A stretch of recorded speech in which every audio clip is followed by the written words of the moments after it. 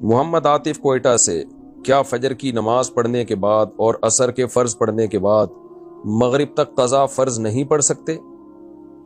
اور اگر نہیں پڑھ سکتے تو قضا نمازیں پڑھنے کا مناسب وقت کون سا ہے؟ کیا پوری 20 قضا رکعتیں ہم صرف کسی ایک فرض کے ساتھ فرض نماز کے ادا کرنے کے بعد ادا کر سکتے ہیں؟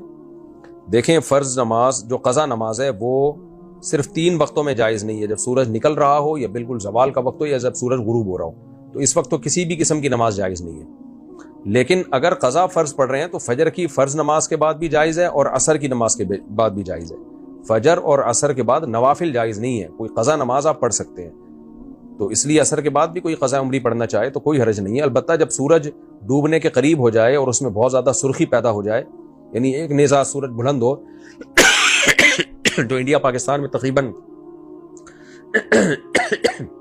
سورج غروب ہونے سے 10-15 منٹ پہلے کا وقت ہوتا ہے، تو اس وقت پھر نماز جائز نہیں ہے، اس سے پہلے آپ قضا پڑھ سکتے ہیں، اور قضا نماز کا کوئی ٹائم نہیں ہے۔